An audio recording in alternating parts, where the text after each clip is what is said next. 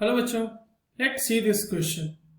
The correct order of equatorial FSF bond angle in the following compound. यहाँ पे आपको तीन अलग अलग कंपाउंड गिवन है, SF4, OSF4, H2CSF4, और उनके बीच बॉन्ड एंगल का कंपैरिजन आपको तीन अलग अलग ऑप्शंस में गिवन है। तो चलिए सबसे पहले ये देखते हैं कि इस क्वेश्चन में कौन सा की कॉन्सेप्ट यूज हो रहा होगा। तो इस क्वेश्चन के लिए जो सबसे इंपॉर्टेंट की कॉन्सेप्ट है वो ये है कि आपको बॉन्ड एंगल और सेंट्रल एटम के ऊपर इलेक्ट्रॉन डेंसिटी के बीच का रिलेशन पता होना चाहिए। So bond angle and density, यहां पे डेंसिटी की जगह पे इलेक्ट्रॉन डेंसिटी लिख लेते हैं, ज्यादा बेहतर होगा। Electron density over central atom, ठीक है। अब कोई भी मॉलिक्यूल है उसके सेंट्रल एटम के ऊपर इलेक्ट्रॉन डेंसिटी अगर बढ़ती है तो क्या होता है, बॉन्ड एंगल पे क्या इंपैक्ट होगा वो देखना है। दूसरी चीज आपको पता ये होनी चाहिए, VSEPR थ्योरी की मदद से हमें ये पता चलता है कि अलग अलग जो तो इलेक्ट्रॉन पेयर्स होते हैं, जैसे लोन पेयर होता है, बॉन्ड पेयर इंटरेक्शन होता है, loan pair bond pair interaction होता है, तो इसके बीच का रिलेशन क्या है।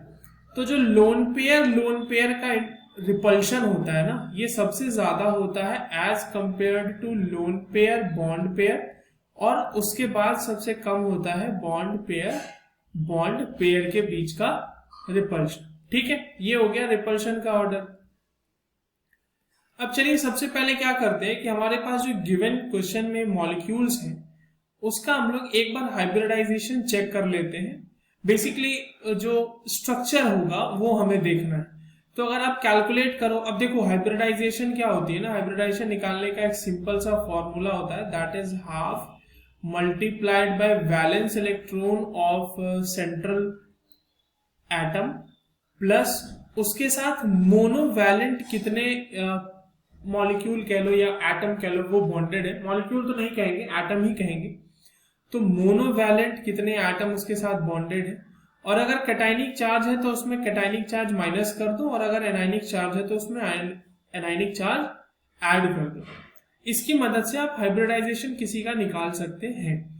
अब अगर SF4 की बात करें तो SF4 में आप देख लीजिए हाइब्रिडाइजेशन क्या आ जाएगा, हाफ वैलेंस शेल के इलेक्ट्रॉन हो जाएंगे उसके 6 और प्लस 4 मोनोवैलेंट उसके साथ अटैच है, कोई कैटायनिक चार्ज कोई एनायनिक चार्ज है नहीं, तो ये क्या हो जाएगा 10/2 दैट इज इक्वल्स टू 5। तो जब ये वैल्यू 5 आ जाए ना H की, इसका मतलब हाइब्रिडाइजेशन क्या है, sp3d है, यानी कि इसका जो ज्योमेट्री होगी ऐसे मॉलिक्यूल्स की वो होगी ट्राइगोनल बाइपिरामिडल होगी, ट्राइगोनल बाइपिरामिडल। ठीक है, अब ये हो गई इसकी geometry.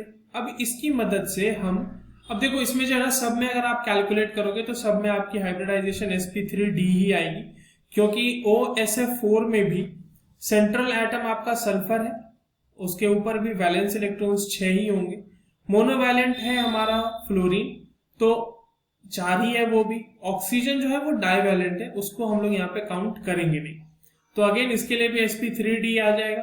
Hybridisation same will be the case with H2CSF4, again same, 6 is the valence electron for sulfur, 4 are the number of monovalent atoms attached to the central atom, और यहाँ पे CH2 जो होगा वो पाई बॉन्ड बनाए हुए होगा, तो उसको भी हम लोग कंसिडर नहीं करेंगे। तो सबका स्ट्रक्चर जो होगा वो कैसा होता है वो फटाफट हम ड्रॉ कर लेते हैं, और उसको बिल्कुल बेसिक आइडिया से हम लोग इसको समझने की कोशिश करेंगे कि यहाँ पे एक्चुअल में क्या हो रहा हो।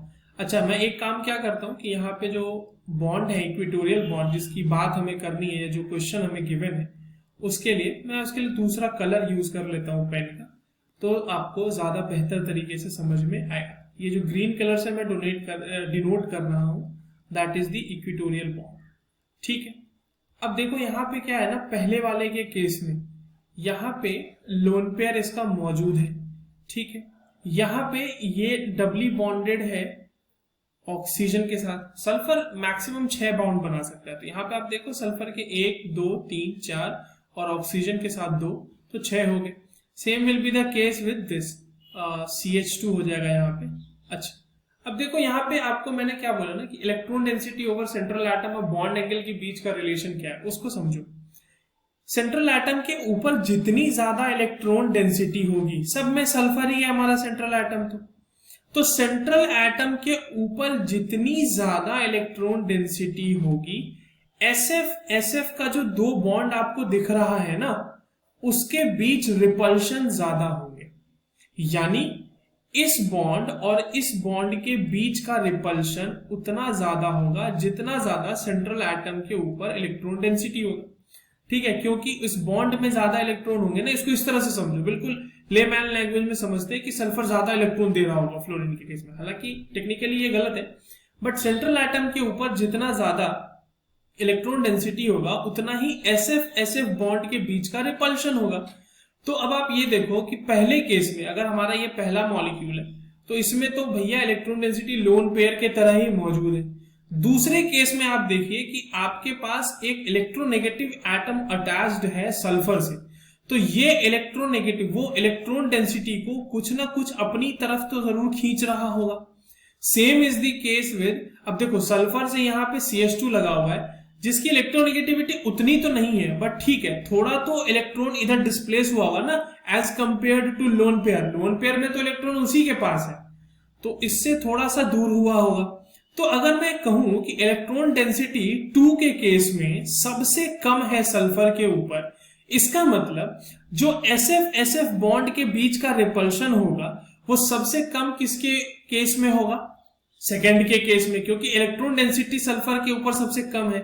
तो इसीलिए जो सबसे कह सकते हैं सबसे कम बॉन्ड एंगल होगा वो सबसे कम बॉन्ड एंगल होगा 2 के केस में।